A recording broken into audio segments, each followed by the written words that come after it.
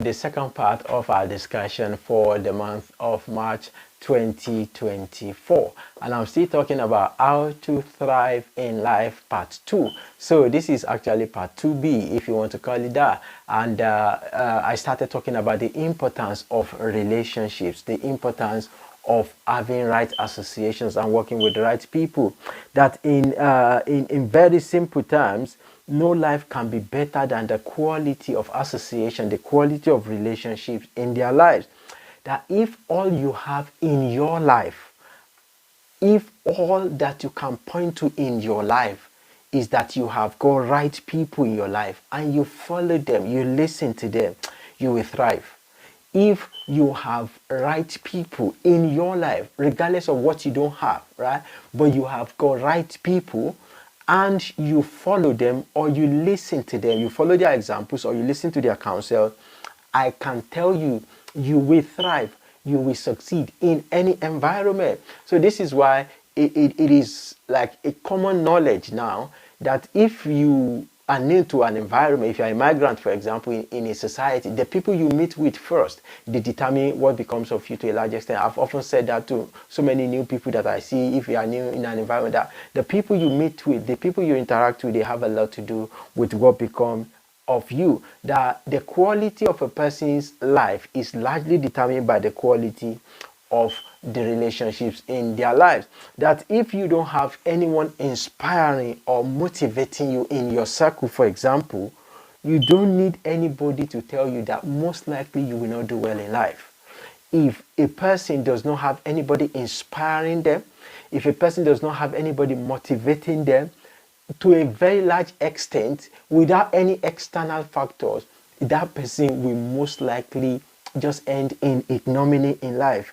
If it's also the same, if you are the best in your clique, if everybody around you is always looking up to you, you don't have anybody you are looking up to, or you don't have anybody inspiring you, it's just a matter of time before you are dragged down.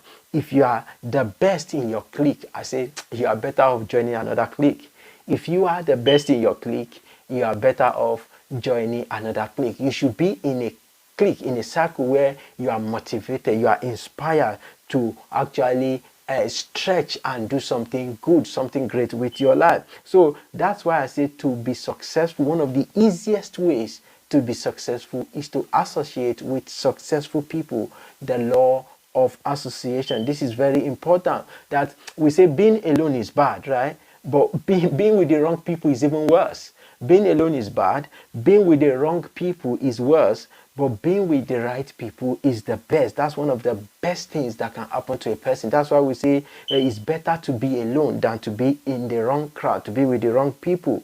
But the best is actually the best thing, to be with the right set of people. So, and I was in a discussion with someone recently, and it was something that came to me. I never really imagined it like that, or maybe even heard anybody preach or thought about it before. I said, you know what, that I would say one of the best ways that I think God has blessed me, that I think God has answered my prayers, is that He has made me to come across right people, or He has just made me to be in a position, in a place where I have access to right information.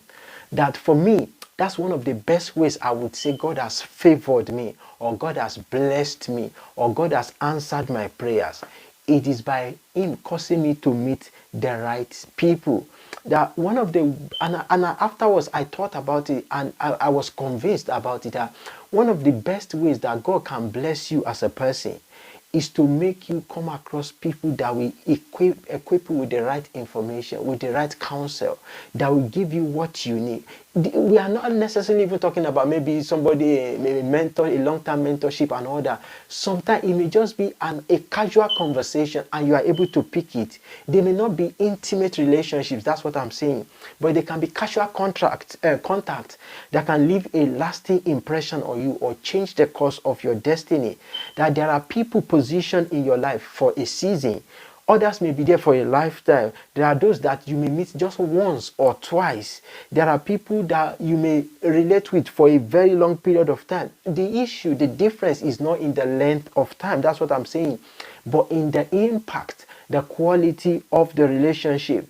There are people that you don't even need to get too close to them to learn from them. And there are others you can learn when you are very close to them. There are others, even afar off, you can gain what you need to gain. They may say something and that may set you on your feet perpetually. So what I'm saying is the difference is not necessarily about proximity, about, oh, you are very close to this person, you are very close to this person, because when people hear things about maybe mentorship, for example, some people have illusions.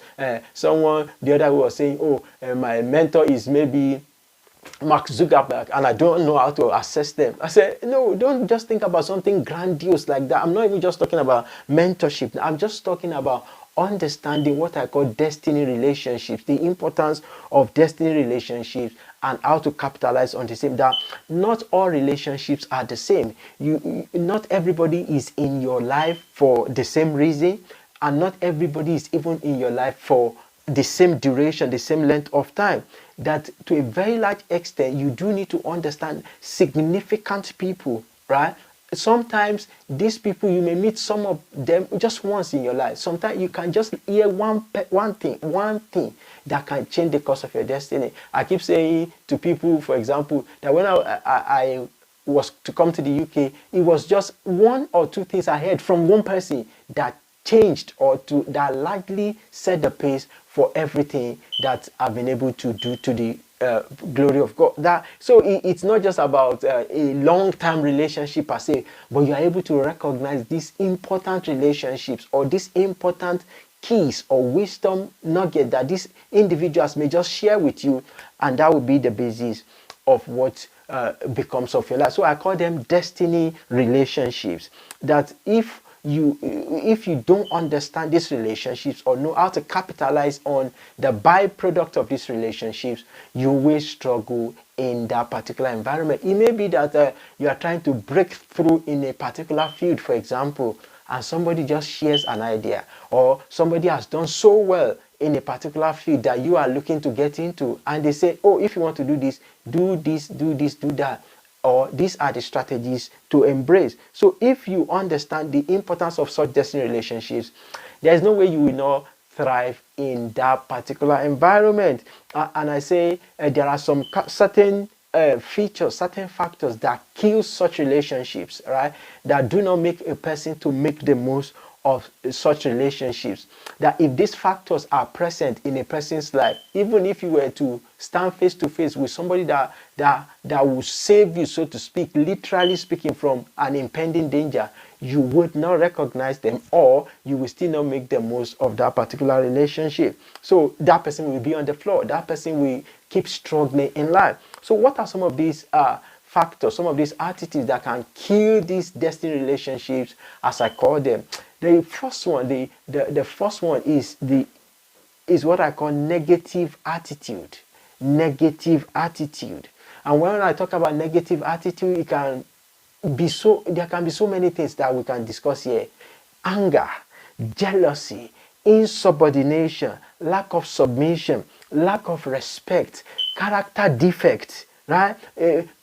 Being quick to blame, being quick to quit, being quick to throw in the towel when things are not going your way, pointing accusing fingers, even lying, being quick to judge people, being quick to jump to conclusions, right? If you do this, there is no way you will make the most of important relationships that may come your way. In the Bible, the story of Nabal and David, right? Something happened to David, and Nabal quickly just dismissed it. Oh, he quickly judged him. He quickly passed on wrong assumptions about him.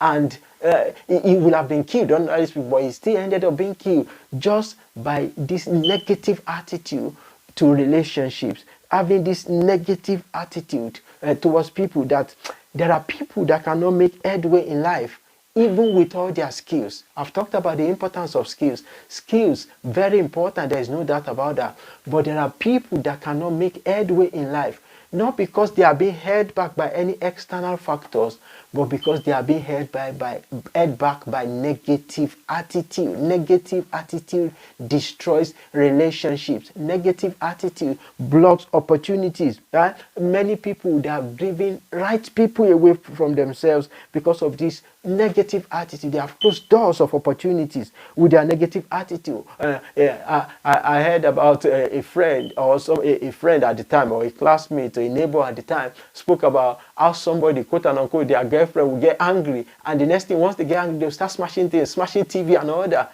And then you can now imagine if that person doesn't get married, they can now begin to trace it to some external factors and things like that. Negative attitudes will close many doors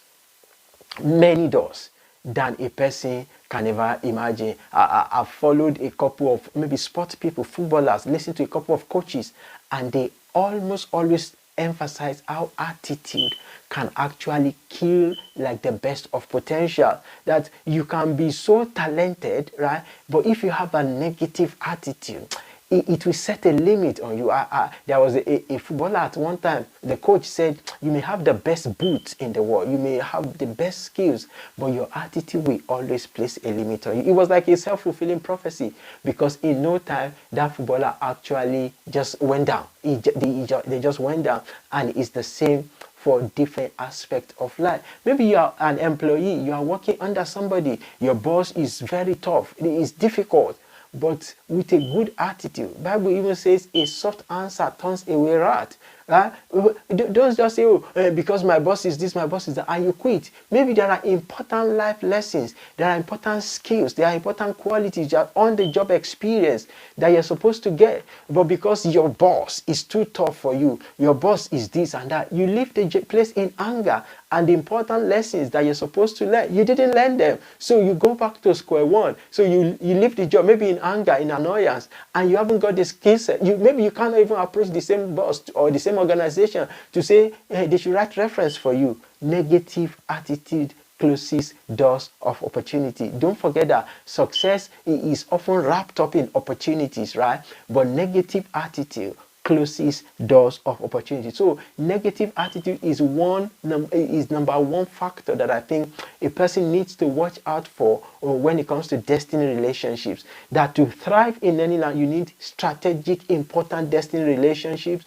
But a negative attitude will actually not make a person to make the most of such relationships. So this is very crucial. This is why I always admonish anybody I come in contact with to emphasize the importance of right attitude.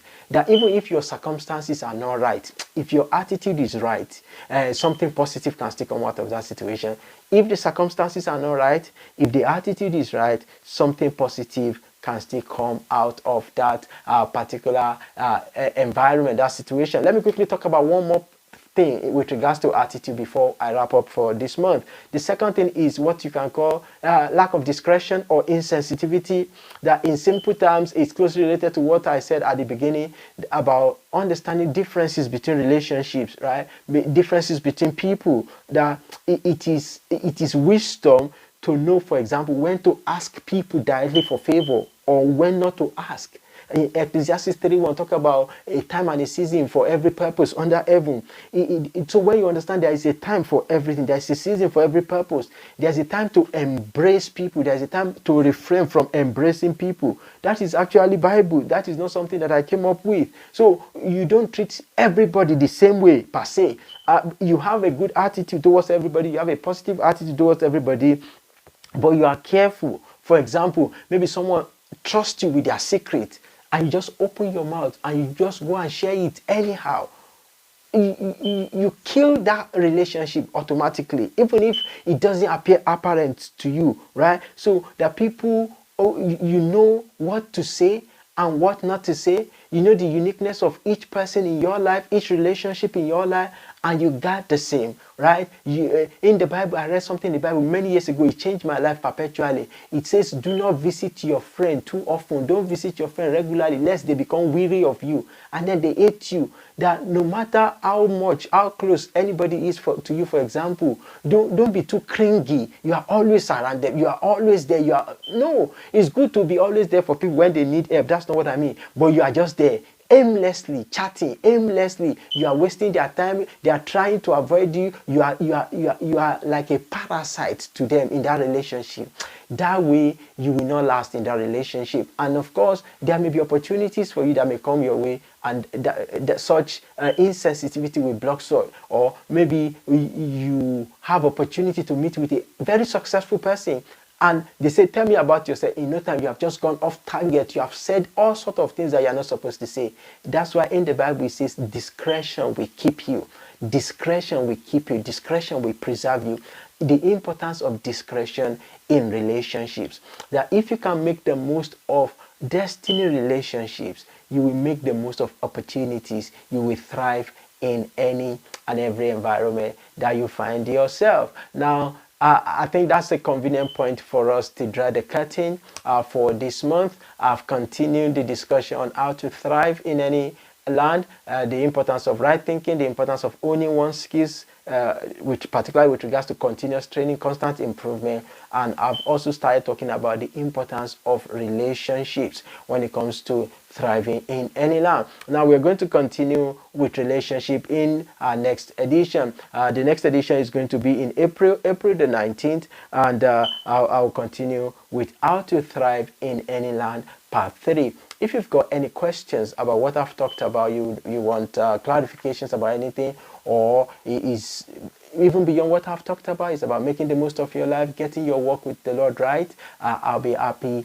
to answer your queries and of course be of support to you in any way I can. So if you send me an email, the email address is in the description box. I'll be happy to answer that particular query, and I know you have a positive result, a positive story to tell. And of course, if this has inspired you, if this has blessed you, this has ministered to you in one way or the other, just like it and then share it with someone that you know might benefit from it. So thank you for tuning in. God bless you, and I'll see you next time.